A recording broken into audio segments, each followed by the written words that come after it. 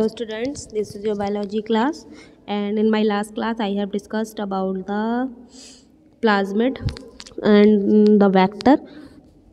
So today's topic is PBR 322. PBR 322 क्या है? एक आर्टिफिशियल प्लाज्मिड है जो कि लेबोरेटरी में बनाया गया है। जो मैंने बताया था कि जो वेक्टर का नाम होता है या रिस्ट्रिक्शन एंडोन्यूक्लियस एंजाइम का नाम होता है वो उसके जीनस स्पीशीज़ के बेसिस पे बनाया जाता है। तो पीबीआर का जो नाम रखा गया है वो इस बेसिस पे रखा गया है प्लाज्मिड, लेकिन ये एक आर्टिफिशियल प्लाज्मिड है, इसीलिए पी फॉर प्लाज्मिड है। वॉलीवर और रॉड्रिक्विज नामक साइंटिस्ट ने इसको डिस्कवर किया था, तो उसका नाम PBR 322 रखा गया है। इसमें क्या होता है, देखो बहुत सारी क्लोनिंग साइट्स होती हैं और हर रिस्ट्रिक्शन एंडोन्यूक्लियस एंजाइम के लिए ये मतलब ससेप्टेबल टाइप का होता है। फॉर एग्जांपल इसमें देखो जो प्लाज्मिड है ये, ठीक है, प्लाज्मिड क्या होता है? एक्स्ट्रा क्रोमोसोमल DNA है जो कि हमारे किसी बैक्टीरिया में पाया जाता है। इनका नंबर एक भी हो सकता है, एक से ज़्यादा भी हो सकता है। लेकिन जो PBR है, ठीक है, PBR इंपॉर्टेंट है, इसका डायग्राम भी NCERT में मेंशन है। इसमें बहुत सारे रेस्ट्रिक्शन एंडोन्यूक्लियस एंजाइम के लिए रिकॉग्निशन साइट्स होती हैं। तो वो कौन कौन सी होती हैं? देखो EcoR फर्स्ट के लिए है, क्ले फर्स्ट के लिए है, हिंद सेकंड के लिए है। प्रॉपर्टीज़ ऑफ गुड वेक्टर, क्योंकि प्लाज्मिड क्या है, एक वेक्टर की तरह काम करता है। एक कोई वेक्टर है उसमें क्या क्वालिटी होनी चाहिए? Vector should have different recognition site for different restriction endonuclease enzyme.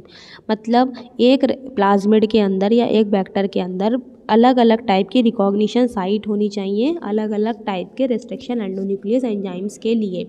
Recognition site are also called cloning sites. Recognition site को ही क्लोनिंग साइट कहते हैं, क्योंकि जो रिकॉग्निशन साइट है, फॉर एग्जांपल ये है, इसी की कॉपी बनेगी, ठीक है, यही जो जीन है यहाँ पे वो डुप्लीकेट होगा और अपना नंबर इंक्रीज़ करेगा, तो इसको हम क्लोनिंग साइट भी कहा जाता है। One resting enzyme should have one recognition site in one vector. मतलब ये एक प्लाज्मिड है फॉर एग्जांपल, और ये जो है वो इसकी रिकॉग्निशन साइट है, ठीक है, ये EcoR के लिए रिकॉग्निशन साइट है फॉर एग्जांपल। तो यहाँ से ये कट करेगा रेस्ट्रिक्शन एंडोन्यूक्लियस एंजाइम। तो ये कह रहे हैं जो प्रॉपर्टी है वो ये होनी चाहिए कि एक रेस्ट्रिक्शन एंडोन्यूक्लियस एंजाइम की एक ही रिकॉग्निशन साइट होनी चाहिए, एक से ज़्यादा नहीं होनी चाहिए। अगर एक से ज़्यादा होंगी तो क्या होगा, फॉर एग्जांपल यहाँ पे भी रिकॉग्निशन साइट है, यहाँ पे भी है, यहाँ पे भी है, तो ये ऐसे तो करके हमारा पूरा DNA को तोड़ देगा, ठीक है, मतलब प्लाज्मिड को तोड़ देगा अगर एक से ज़्यादा रिकॉग्निशन साइट होंगी किसी एक रेस्ट्रिक्शन एंडोन्यूक्लियस एंजाइम की। तो ये एक क्वालिटी होनी चाहिए हमारे वेक्टर में कि मतलब एक रेस्ट्रिक्शन एंडोन्यूक्लियस एंजाइम के लिए एक ही रिकॉग्निशन साइट हो। अब जो PBR 322 है 322, उसमें बहुत सारे रेस्ट्रिक्शन एंडोन्यूक्लियस एंजाइम के लिए रिकॉग्निशन साइट्स होती हैं, और वो कौन कौन से हैं? EcoR, clay first, Hind second. ये जो रिकॉग्निशन साइट्स हैं ये एक साथ लगी हुई होती हैं, एक ही मतलब जीन पे, एक ही DNA पे, तो इसको मल्टीपल क्लोनिंग साइट भी कहते हैं। मल्टीपल क्लोनिंग साइट क्योंकि एक से ज़्यादा टाइप के रिस्ट्रिक्शन एंडोन्यूक्लियस एंजाइम यहाँ पे काम कर सकते हैं और एक साथ ये प्रेजेंट होते हैं। उसके अलावा देखो EcoR, clay first, Hind second, ये सब रिस्ट्रिक्शन एंडोन्यूक्लियस एंजाइम की रिस्ट्रिक्शन साइट्स हैं, रिकॉग्निशन साइट्स हैं। इसके अलावा क्या होता है इसमें? एक होता है टेट्रासाइक्लिन। टेट्रासाइक्लिन जो एंटीबायोटिक होती है, tetracycline antibiotic resistance means tetracycline अगर इसमें डाली जाएगी और यहाँ पे ये टेट्रासाइक्लिन यहाँ पे प्रेजेंट है, मतलब टेट्रासाइक्लिन एक एंटीबायोटिक है, एंटीबायोटिक रेसिस्टेंस जीन है यहाँ पे, तो ये टेट्रासाइक्लिन से इन्फेक्ट नहीं होगा या इसको वो बीमारी नहीं होगी। तो एक होता है एम्पिसिलिन रेस्ट्रिक्शन, एम्पिसिलिन साइट, जिसमें कि यहाँ पे एम्पिसिलिन नाम का एंटीबायोटिक रेसिस्टेंट जीन प्रेजेंट होता है। और यहाँ पे क्या होता है? PVU सेकंड, यहाँ पे PVU सेकंड, और यहाँ पे ऐसे करके याद कर सकते हैं, बमसल बैन H1 और सल SAL फर्स्ट। और लेफ्ट हैंड साइड क्या होता है? PVU फर्स्ट, PST फर्स्ट, और origin of replication PVU second. तो ये सारे पार्ट्स इसमें प्रेजेंट होते हैं PBR 322 में। अब फॉर एग्ज़ाम्पल जो हमारा जीन ऑफ इंटरेस्ट है, ठीक है, जीन ऑफ इंटरेस्ट क्या है? माना हम ये जीन ऑफ इंटरेस्ट हम अपने इसमें वेक्टर में एंटर करवाना चाहते हैं, तो हमने माना ये वाला पार्ट रिमूव करके ये जीन ऑफ इंटरेस्ट हमने यहाँ पे इंसर्ट कर दिया, तो क्या होगा, जो टेट्रासाइक्लिन रेसिस्टेंट जीन है ये इस डीएनए में प्रेजेंट है, ये रिमूव हो जाएगा क्योंकि यहाँ पे हम अपना जीन ऑफ इंटरेस्ट इंक्लूड कर रहे हैं। तो यहाँ पे फॉर एग्जांपल हमने अपना जीन ऑफ इंटरेस्ट इंक्लूड कर दिया और ये प्लाज्मिड ने या इस वेक्टर ने क्या करा, उसको एक्सेप्ट कर लिया। अब ये प्लाज्मिड क्या कहलाएगा, रिकॉम्बिनेंट कहलाएगा, ठीक है।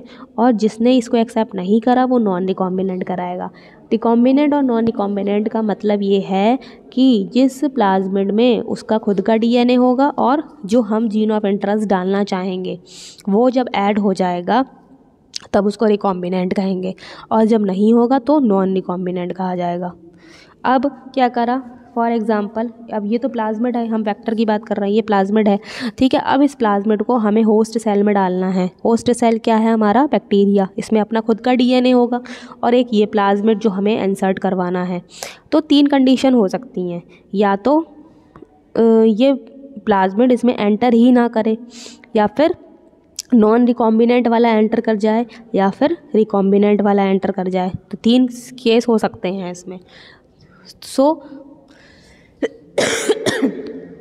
हमने एक वेसल्स ले ली या पेट्री डिश ले ली, उसमें क्या करा, हमने ये तीनों टाइप के बैक्टीरिया डाल दिए। फर्स्ट में जो है जो नॉन रिकॉम्बिनेंट टाइप का बैक्टीरिया है, ये रिकॉम्बिनेंट टाइप का बैक्टीरिया है और इसमें कोई भी प्लाज्मिड ऐड नहीं हुआ, ठीक है।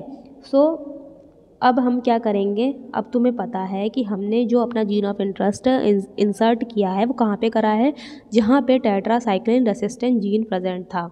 तो अब पहले हम क्या करेंगे, हम एम्पिसिलिन डालेंगे।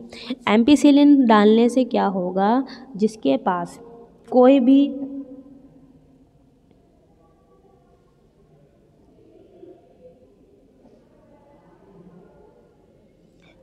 कोई भी प्लाज्मिड नहीं पहुंचा तो उसके पास तो ना एंटीबायोटिक रेसिस्टेंट जीन होगा, तो वो जो सेल होगी वो मर जाएगी। जो थर्ड वाला जो सीन है उसमें कोई भी प्लाज्मिड एंटर नहीं करा है तो ये मर जाएगा, लेकिन इन दोनों के पास एम्पिसिलिन रेसिस्टेंट जीन प्रेजेंट है तो ये दोनों बच जाएंगे। अब तुम्हें कौन सा चाहिए, हमें ये वाली सेल चाहिए जिसमें हमारा GOI है। GOI का मतलब है जीन ऑफ इंटरेस्ट है, ठीक है।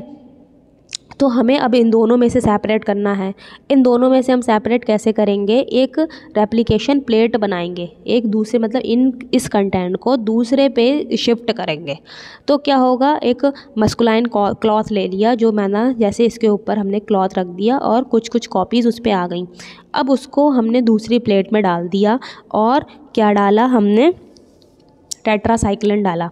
टेट्रासाइक्लिन क्यों डालेंगे, क्योंकि जो हमारा वाला जीन ऑफ इंटरेस्ट वाला प्लाज्मिड है वो टेट्रासाइक्लिन रेसिस्टेंस नहीं होगा क्योंकि हमने वो हटा दिया है जीन। लेकिन जो दूसरा वाला है, जो नॉन रिकॉम्बिनेंट डीएनए वाला जो है, उसमें वो जीन प्रेजेंट है तो वो यहाँ पे बच जाएगा, ठीक है। और ये वाला सेपरेट हो जाएगा, ये कलरलेस कॉलोनी रहेगी। तो ये क्या करेंगे हम, जो हमें चाहिए कौन सा, हमें ये वाला आइसोलेट करना है, इन दोनों में से सेपरेट करना है। तो हमने अब डाला इसमें टेट्रासाइक्लिन डाला तो ये वाला तो रेसिस्ट कर जाएगा, ये नहीं करेगा। तो हम जो बचेगा इसमें वही हम उसको एक्सट्रैक्ट कर लेंगे और हमें वही चाहिए था जिसमें कि हमारा जीन ऑफ इंटरेस्ट एंटर कर गया था। देखो यहाँ पे क्या करते हैं, 2 बार ये काम करना पड़ता है। पहले हमें एम्पिसिलिन से ट्रीट कराना पड़ता है, फिर टेट्रासाइक्लिन से ट्रीट कराना पड़ता है। लेकिन अब एक और वेक्टर आया है जिसका नाम है PUC8 वेक्टर। PUC, ये थोड़ा ऊपर कट गया है, इसका नाम है PUC8 वेक्टर। इसमें क्या करते हैं, इसमें एक अलग टाइप का कंपोनेंट होता है, बीटा गैलेक्टोसिडेज, ठीक है। बीटा गैलेक्टोसिडेज एंजाइम है या जो कंपोनेंट है, ये भी एक आर्टिफिशियल प्लाज्मिड ही है, जैसे PBr322 था। ये भी एक आर्टिफिशियल प्लाज्मिड है जिसमें कि एक तरफ तो एम्पिसिलिन रेसिस्टेंट जीन होता है, ठीक है, डिजीज़ रेसिस्टेंट जीन होता है, और एक तरफ जो होता है वो बीटा गैलेक्टोसिडेज जीन प्रेजेंट होता है या फिर वो कंपोनेंट प्रेजेंट होता है। तब हम क्या करते हैं, ये जो बीटा गैलेक्टोसिडेज एंजाइम है या जो कंपोनेंट है, ये क्या करता है, जब इसको एम्पिसिलिन से ट्रीट करवाया जाता है तो ये ब्लू कलर देता है, ठीक है। जब किसी कंपोनेंट में इसको रखा जाता है तो ये ब्लू कलर प्रोवाइड करता है। तो हम एक ही बार में अपने जीन ऑफ इंटरेस्ट को, जिसमें हमने मतलब डाला होता है प्लाज्मिड में, तो उसको हम वहाँ से एक्सट्रैक्ट आउट कर सकते हैं। तो जैसे कि यहाँ पे जहाँ जीन ऑफ इंटरेस्ट हमने अपना कहाँ डाला, यहीं इसी जगह पे जहाँ पे बीटा गैलेक्टोसिडेज एंजाइम था, इसको हमने रिमूव कर दिया और अपना हमने जीन ऑफ इंटरेस्ट डाल दिया, तब इसको कहते हैं इंसर्शनल इनएक्टिवेशन। इंसर्शनल इनएक्टिवेशन का मतलब क्या है कि उस बीटा गैलेक्टोसिडेज वाले पार्ट को हटा के हमने अपना जीन ऑफ इंटरेस्ट जब एंटर करवाया, तो इंसर्शनल इनएक्टिवेशन मतलब हमने कुछ इंसर्ट करा जिसकी वजह से क्या हुआ, जो बीटा गैलेक्टोसिडेज अपना इफेक्ट शो करता वो इनएक्टिव हो गया। तो ये आ सकता है, ये इंपॉर्टेंट है, इंसर्शनल इनएक्टिवेशन। ठीक है, अब क्या हुआ, अब क्या हो सकता है, दो यहाँ पे भी दो सीन हो सकते हैं, एक नॉन रिकॉम्बिनेंट प्लाज्मिड बनेगा, एक रिकॉम्बिनेंट। नॉन रिकॉम्बिनेंट प्लाज्मिड कैसे बनता है, जब जैसे ये प्लाज्मिड है, इसके हमने एंड्स मतलब यहाँ से हमने जीन रेस्ट्रिक्शन एंडोन्यूक्लियस से कटवा दिया। अब जो इसके स्ट्रिकी एंड्स हैं और ये आपस में ही जुड़ जाएँ, क्योंकि स्ट्रिकी एंड्स अपने आप जुड़ने की भी कोशिश करते हैं, तब इसको क्या कहेंगे, नॉन रिकॉम्बिनेंट प्लाज्मिड, क्योंकि हमने अभी जीन ऑफ इंटरेस्ट अपना इसमें एंटर तो करा नहीं है, इसके स्टिकी एंड्स खुद ही आपस में जुड़ गए हैं, तब इसको नॉन रिकॉम्बिनेंट डीएनए कहेंगे या प्लाज्मिड कहेंगे। लेकिन जब हमारा जीन ऑफ इंटरेस्ट यहाँ पे ऐड हो जाएगा, फॉर एग्जांपल ये प्लाज्मिड है, हमने इतना पोर्शन इसका कट करा और क्या हुआ, फिर ये जो रेड वाला है ये हमारा जीन ऑफ इंटरेस्ट है, ये यहाँ पे ऐड हो गया, तो इसमें प्लाज्मिड का डीएनए भी है और मेरा डीएनए भी है जो मैंने जीन ऑफ इंटरेस्ट डाला है, तो अब इसको कहेंगे रिकॉम्बिनेंट प्लाज्मिड या रिकॉम्बिनेंट डीएनए।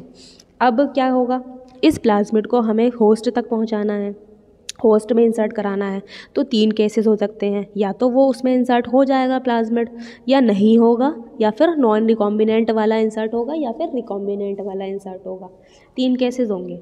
ठीक है, तो जो जिसमें कुछ भी नहीं है, जिसमें प्लाज्मिड पहुंचा ही नहीं, ठीक है, वो तो वैसे भी उसको हटा देंगे, उसको आइसोलेट कर लेंगे। फिर 2 केसेस बचे, एक जो रिकॉम्बिनेंट वाला है, एक जो नॉन रिकॉम्बिनेंट वाला है, तो इन दोनों को सेपरेट करना है, हमें चाहिए कौन सा, ये वाला, इसकी कॉपी बनानी है रिकॉम्बिनेंट प्लाज्मिड की।